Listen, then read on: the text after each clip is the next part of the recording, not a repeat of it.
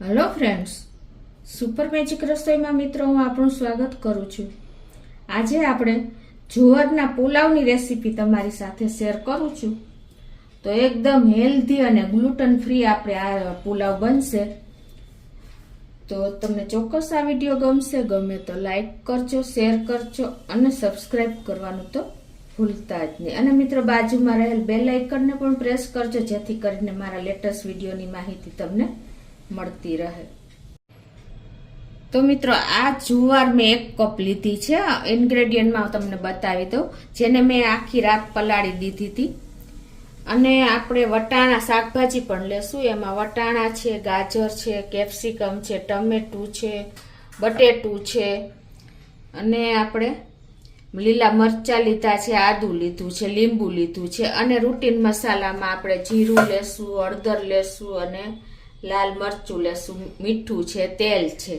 આટલા ઇન્ગ્રેડિયન્ટ આપણે લેશું. તો બનાવવાનું ચાલુ કરીએ.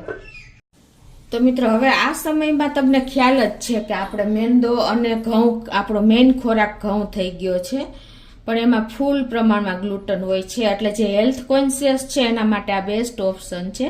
અને આમ પણ રાત્રિનું ભોજન આપણે પુલાવ એવું બધું હળવું લઈએ ને તો બેસ્ટ છે. એમાંય જુવારનો પુલાવ મળી જાય ને મિત્રો, તો એકદમ આપણે ગ્લુટન ફ્રી આ જુવાર છે. એટલે આપણા હેલ્થ માટે બહુ બેનિફિટ આમાં રહેલા છે. મિત્રો આપણે આ જુવારમાં વિટામિન બી, મિનરલ્સ, પ્રોટીન્સ અને કાર્બોહાઈડ્રેટ જેવા એકદમ આપણે શરીરને ઉપયોગી એવા બધા તત્વો રહેલા છે. એટલે આપણે ખાસ જુવારનો ઉપયોગ કરવો જોઈએ, કેમ કે એ ગ્લુટન ફ્રી છે. અને અત્યારના સમયમાં મિત્રો આપણે મોટા મોટા જે સેલિબ્રિટી છે એ લોકો પણ જુવાર અને બાજરા ઉપર આવી ગયા છે, કેમ કે બધા હેલ્થ કોન્શિયસ વિશે વધારે વિચારતા થઈ ગયા છે. તો મિત્રો પહેલા તો જો આપણે આ જુવારને બાફવાની છે, તો મેં એને ઓવરનાઇટ પલાળીને 2-3 પાણીએ ધોઈ નાખી છે. તો હવે એને આપણે ગેસ ઓન કરી અને કુકરમાં બાફી લેશું. 7 થી 8 વિસલ કરવી પડશે. પહેલા ગેસ ઓન કરી અને આ જુવાર આપણે આમાં નાખી દેશું. જુવારનો ઉપયોગ આપણે આ ગરમીમાં પણ બહુ સારો પડે છે. આપણે હંમેશા ઠંડક છે, જુવારનો ગુણ એકદમ ઠંડો રહેલો છે.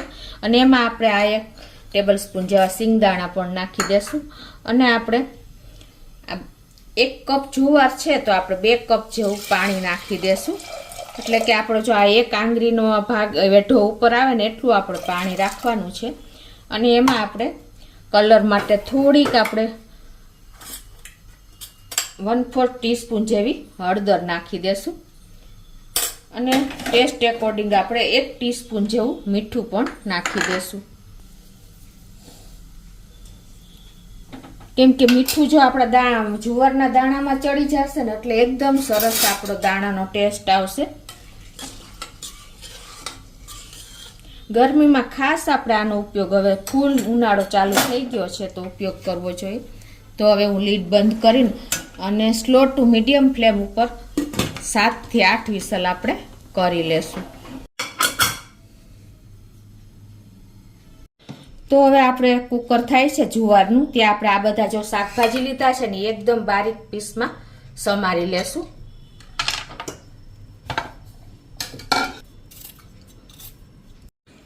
તો આ રીતે જો આપણે બધા શાકભાજી ઝીણા ઝીણા સમારી લીધા છે, એકદમ ચોપરમાં ચોપ કર્યા છે, એટલે એકદમ થોડા ઝીણા સમાર્યા છે. તો આ બાજુ આપણે કુકરને પણ 7 થી 8 વિસલ થઈ ગઈ છે અને પ્રેશર પણ રિલીઝ થઈ ગયું છે. તો આપણી જુવાર પણ જોઈ લઈએ. એકદમ સરસ બફાઈ ગઈ છે. જો પરફેક્ટ મેજરમેન્ટ સાથે જ મેં તમને એનું પાણી બતાવ્યું હતું. 1 કપ જુવાર સામે આપણે 2 કપ પાણી નાખ્યું હતું. એટલે કે 1 આપણો વેઢો ડૂબે ને એટલું પાણી આપણે નાખ્યું હતું. હવે આપણે ગેસ ઓન કરી અને એક પેનમાં આપણે 5 થી 6 ચમચી જેવું તેલ મૂકી દેશું. તો આપણું તેલ પણ ગરમ થઈ ગયું છે. તો પહેલા મિત્રો આપણે જે આમ અથાણા તરીકે આ મરચાં ખાઈને આપણે સૂકા લાલ મરચાં, તો સરસ ખટ મીઠા લાગે છે. તો એને આપણે પહેલા તરી લેશું. આને આપણે વધારે કૂક નથી કરવાના, ખાલી ફૂલે ને એટલા જ આપણે તરવાના છે તેલમાં.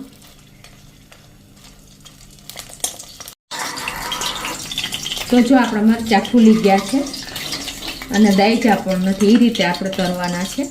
આ મરચાં મિત્રો અથાણા તરીકે બહુ સરસ લાગે છે, તમે એક વખત ટ્રાય કરજો. હવે આમાં આપણે થોડુંક મીઠું નાખી દેશું અને લીંબુનો રસ નાખી દેશું.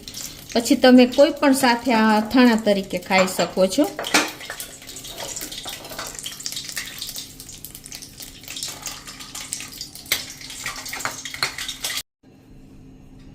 તો હવે આપણું તેલ ગરમ જ છે, ગેસની ફ્લેમ સ્લો ટુ મીડિયમ રાખી છે. તો અડધી ટીસ્પૂન જેવી આપણે રાઈ નાખી દેશું અને અડધી ટીસ્પૂન જેવું આપણે જીરું પણ નાખી દેશું. અને એમાં આપણે હવે આ જે મરચાં મેં લાંબી ચિપ્સમાં સમાર્યા છે, એટલે તમારે નાના બાળકોને ખાવા હોય ને તો પણ કાઢી શકો.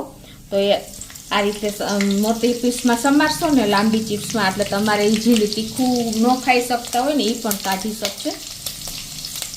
અને હવે એમાં આપણે એક લીમડાના 5 થી 6 પત્તા નાખી દેશું.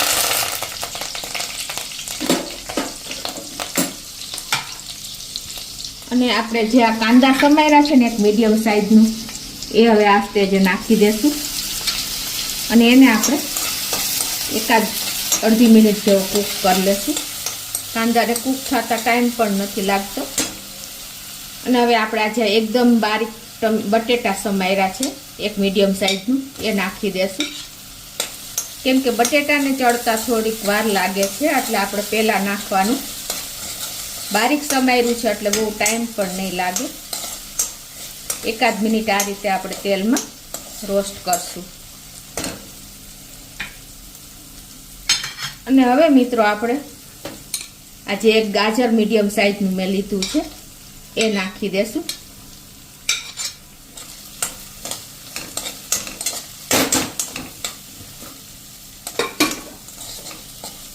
અને એને પણ આપણે એકાદ મિનિટ આ રીતે તેલમાં કૂક કરી લેશું મસાલા સાથે જ.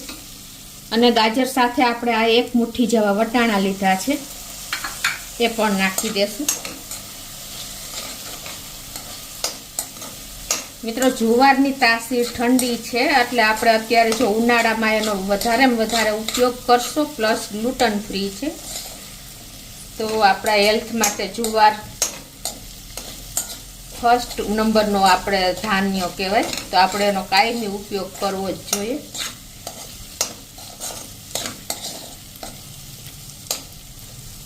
આ રીતે આપણા વટાણા અને ગાજર બંને એકાદ મિનિટ આપણે કૂક થઈ જાય ને પછી આપણે એમાં ધાણા ભાજીની ડંઠલ મેં કટ કરી છે, એ નાખી દેશું. ધાણા ભાજીની ડંઠલમાં ફૂલ જ્યુસ હોય છે, એટલે બાઇટ્સ ફોર્મમાં તમને મોઢામાં આવશે ને તો પણ સરસ લાગશે.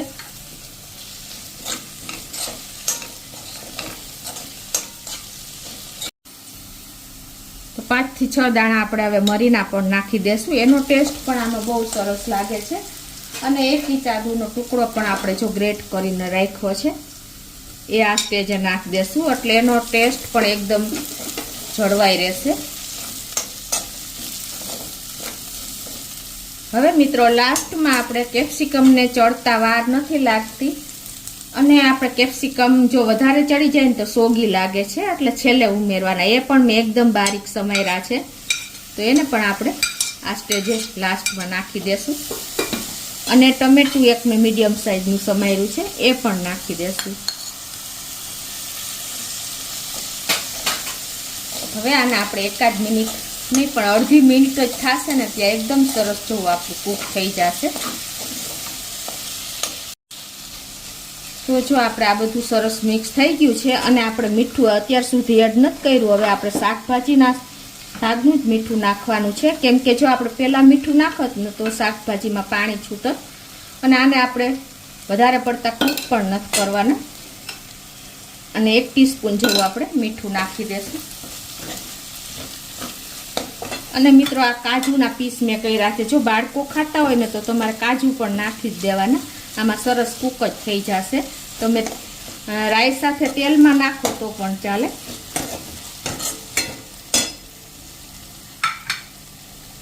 અને હવે આ બધું મસાલા આપણે શાકભાજી સરસ કૂક થઈ ગયા છે. તો હવે લાસ્ટમાં આપણે જે કૂક કર્યા છે ને જુવાર, એને નાખી દેશું.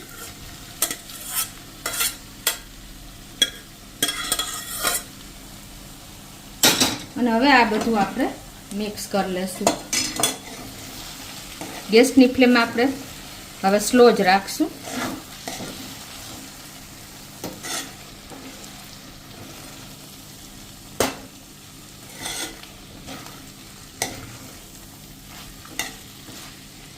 અને હવે લાસ્ટમાં આપણે 1 ટીસ્પૂન જેવી ખાંડ પણ નાખી દેશું, એટલે ટેસ્ટ બેલેન્સ થઈ જાય.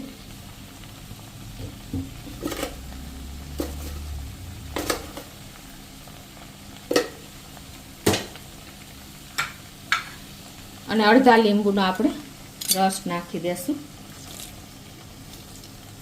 એકદમ આપણો તીખાશ ગળાશ અને તીખાશ ખટાશનો બેલેન્સ આવશે ને એટલે આપણો જો કલર પણ ખીલે. આપણે લીંબુનો રસ નાખ્યા પછી શાકભાજીનો અને જુવારનો જો અને મગફળીના દાણા ઓલ ઓવર હેલ્ધી આપણો આ પુલાવ તૈયાર થયો છે જુવારનો. મિત્રો શાકભાજી તમે ઓછા કરી શકો છો, વધારે નાખવા હોય તો વધારે પણ નાખી શકો છો. આપણે એકદમ ટેસ્ટી બનાવવા અડધી ટીસ્પૂન આપણે ઘરે બનાવેલો જ ગરમ મસાલો છે એ પણ નાખી દેશું. અને હવે આને આપણે 1 મિનિટ આ રીતે સરસ ઢાંકીને મસાલા બધા મેચ થવા દેશું.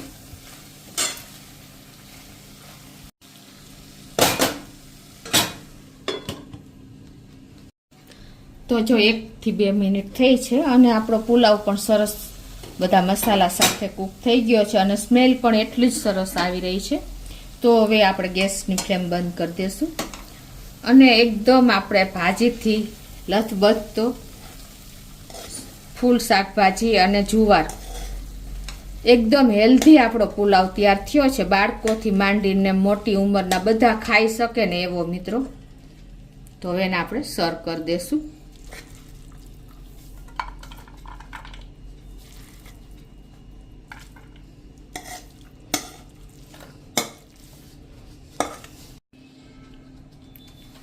તો મિત્રો આપણે જો અથાણા તરીકે મરચાં આપણે જે તૈયાર હતા સૂકા લાલ મરચાં એ લીંબુ અને મીઠું નાખીને અને આપણે લીંબુ ઉપરથી નાખવું હોય તો સ્લાઇસ પણ રાખી છે. આ રીતે તમે સર્વ કરશો તો ઉનાળાનો એકદમ હેલ્ધી ગ્લુટન ફ્રી જુવારનો આપણો પુલાવ રેડી છે મિત્રો, ફૂલ શાકભાજીથી તરબર એવો. તો તમને ચોક્કસ આ વિડીયો ગમશે. ગમે તો લાઈક કરજો, શેર કરજો અને સબસ્ક્રાઈબ કરવાનું તો ભૂલતા જ નહીં.